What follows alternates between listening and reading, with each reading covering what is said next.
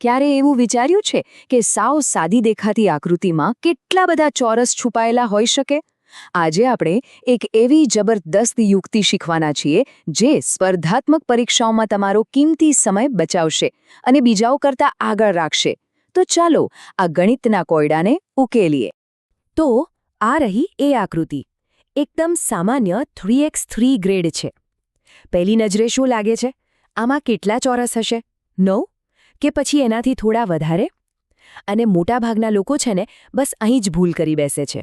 પણ સાચો જવાબ જાણીને ખરેખર નવાઈ લાગશે. આપણી આજની આખી સફર કંઈક આવી રહેશે. પહેલાં આપણે એ સમજીશું કે આ ગ્રીડ આપણને છેતરે છે કઈ રીતે. પછી જાતે ગણવાની જે સામાન્ય ભૂલ છે એના પર એક નજર નાખીશું. અને એના પછી હું એક જોરદાર ગુણાકારની યુક્તિ બતાવીશ જેને આપણે સહેલી અને અઘરી બંને ગ્રીડ પર અજમાવીશું. અને છેલ્લે આપણે જોઈશું કે સાચી ટેકનિકની તાકાત શું હોય છે. તો ચાલો શરૂ કરીએ. આવા કોયડા પરીક્ષાઓમાં શું કામ પૂછાય છે ખબર છે? કારણ કે આપણી અવલોકન શક્તિને સીધો પડકાર ફેંકે છે. દેખાવમાં એકદમ સહેલા હોય પણ એને ખાસ ગૂંચવા માટે જ બનાવવામાં આવ્યા હોય છે. આપણો પહેલો વિચાર શું આવે કે ચલો એક એક કરીને ગણી લઈએ. પણ જેવી આકૃતિ થોડી મોટી થાય ને એટલે ગૂંચવણ વધવા માંડે. એકાદ ચોરસ પણ જો જોવામાં ચૂકી ગયા તો સમજો જવાબ ખોટો. અને સમય બગડે એ તો પાછું અલગ. તો ચાલો જોઈએ કે આ જાતે ગણવાની રીત આપણને ક્યાં ફસાવે છે. સાચું કહું તો આ એક એવી ભૂલામણી છે જેમાં સારામાં સારા લોકો પણ ખોવાઈ જાય છે.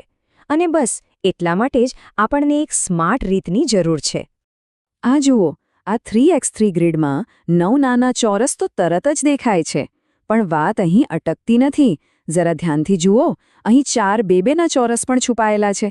અને છેલ્લે આખો એક મોટો 3x3નો ચોરસ પણ છે. હવે આ બધાને યાદ રાખીને ગણવા બેસીએ તો કેટલું મુશ્કેલ બની શકે, ખરું? અને હવે એક ક્ષણ આવી ગઈ છે જેની આપણે રાહ જોતા હતા.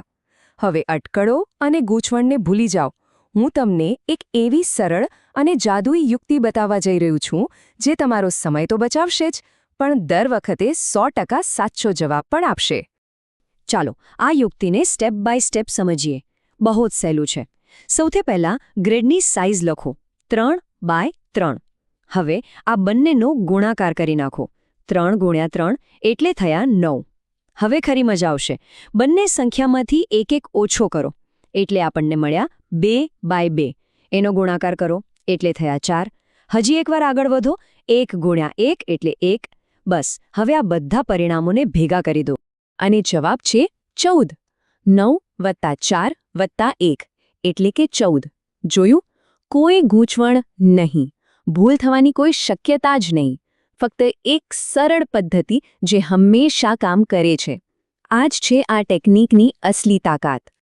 હવે મનમાં એવો સવાલ થાય કે શું આ યુક્તિ ખાલી ચોરસ ગ્રીડ માટે જ કામ કરે છે? તો જવાબ છે બિલકુલ નહીં.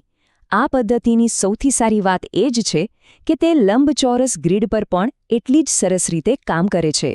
ચાલો એ પણ જોઈએ કેવી રીતે. ધારો કે આપણી પાસે 7 હાર અને 3 સ્તંભવાળી એક ગ્રીડ છે. આપણે એ જ નિયમ લગાવીશું. 7 × 3 એટલે થયા 21. પછી એક ઘટાડો એટલે 6 × 2 થયા 12.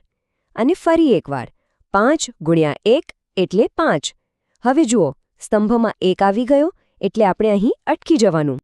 બસ હવે આ બધાનો સરવાળો કરી લઈએ. 21, 12 અને 5. કુલ સરવાળો થાય છે 38. જરા વિચારો તો, આ 38 ચોરસ જાતે ગણવા બેઠા હોત તો કેટલી વાર લાગત અને કેટલી ભૂલો થાત. ચાલો હજી એક મોટું ઉદાહરણ લઈએ એટલે આ પદ્ધતિ મગજમાં એકદમ બરાબર બેસી જાય. આ છે 7x5ની ગ્રીડ. તો ફટાફટ ગણતરી કરીએ. 7 × 5 એટલે 35, 6 × 4 એટલે 24, 5 × 3 એટલે 15, 4 × 2 એટલે 8 અને છેલ્લે 3 × 1 એટલે 3. અને આ બધાનો કુલ સરવાળો થાય છે 85. ખરેખર અદ્ભુત! 85 ચોરસ જાતે ગણવાનો તો લગભગ અશક્ય જ કહેવાય. પણ આપણી યુક્તિથી જવાબ ફક્ત થોડીક જ સેકન્ડમાં આપણી સામે હાજર છે. સારું, અત્યાર સુધી તો બધું જ સહેલું હતું. પણ હવે સમય છે બોસ લેવલ ચેલેન્જનો. શું થાય જો આકૃતિમાં આવો કોઈ ટ્વિસ્ટ ઉમેરી દેવામાં આવે? ચલો આ પડકારનો પણ સામનો કરીએ અને જોઈએ કે આપણી યુક્તિ અહીં કેવી રીતે મદદ કરે છે. તો આ રહી આપણી જટિલ આકૃતિ. ગભરાવાની કોઈ જરૂર નથી. પહેલું પગલું, આ વધારાની લાઈનોને થોડીવાર માટે ભૂલી જાઓ અને ફક્ત મૂળ 4x4 ગ્રીડ પર જ ધ્યાન આપો. આપણી યુક્તિ પ્રમાણે 4x4, 3x3, 2x2 અને 1x1નો સરવાળો આપણને મળે છે 30. આ આપણો બેઝ નંબર થયો. ઓકે, 30 તો આપણને મળી ગયા.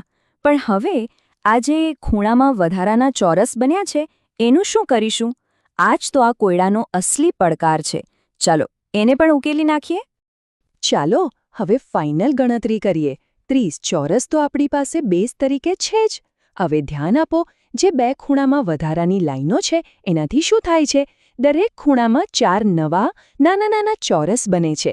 એટલે બે ખૂણાના થઈને કુલ 8 ચોરસ. પણ વાત અહીં પૂરી નથી થતી. એ જ લાઈનોથી એક મોટો 2x2નો ચોરસ પણ બને છે. એટલે બીજા 2 ચોરસ ઉમેરાયા. તો આપણો કુલ સરવાળો કેટલો થયો? 30 જે મૂળ ગ્રીડના હતા વત્તા 8 નવા નાના ચોરસ વત્તા 2 નવા મધ્યમ ચોરસ. અને જવાબ છે 40. આપણે બોસ લેવલ પણ સફળતાપૂર્વક પાર કરી લીધું છે. આના પરથી એ જ સાબિત થાય છે કે ગમે તેવી અઘરી સમસ્યાને જો નાના ભાગમાં તોડી નાખવામાં આવે તો તે કેટલી સહેલી બની જાય છે. અને આ આપણને આપણા આજના સૌથી મહત્વના મુદ્દા પર લાવે છે. આખી વાતનો સાર એ જ છે કે સાચી ટેકનિક હોવી કેટલી જરૂરી છે. આ વાત ખાલી સખત મહેનત કરવાની નથી, પણ સ્માર્ટ રીતે કામ કરવાની છે. અને આ વાત ફક્ત ગણિતના કોયડાઓ પૂરતી સીમિત નથી. જીવનમાં, ખાસ કરીને સ્પર્ધાત્મક પરીક્ષાઓ જેવી તણાવવાળી પરિસ્થિતિમાં સાચી પદ્ધતિ જાણવી એ જ સફળતા અને નિષ્ફળતા વચ્ચેનો ફરક પાડી દે છે. તો ચાલો એક છેલ્લી વાર સરખામણી કરી લઈએ. જાતે ગણવાની જૂની રીત કેવી હતી? ધીમી, તણાવવાળી અને ભૂલોથી ભરેલી. અને આપણી નવી યુક્તિ? એકદમ ઝડપી, આત્મવિશ્વાસથી ભરપૂર અને 100% ચોક્કસ. આપણે અંધારામાં તીર મારવાને બદલે એક વ્યવસ્થિત સિસ્ટમ પર આવી ગયા છીએ. આ સાથે આજનું આ વિશ્લેષણ અહીં પૂરું થાય છે. પણ જતાં એક વિચાર સાથે છોડી જવા માંગુ છું. જીવનના બીજા કયા એવા ક્ષેત્રો છે જ્યાં એક સરળ અને સ્માર્ટ પદ્ધતિ કોઈ મોટી અને જટિલ લાગતી સમસ્યાને ચપટીમાં ઉકેલી શકે છે? આ વધુ સ્માર્ટ, નહીં કે વધુ સખત કામ કરવાની વિચારસરણીને આપણે બીજે ક્યાં લાગુ કરી શકીએ? જરૂર વિચારજો.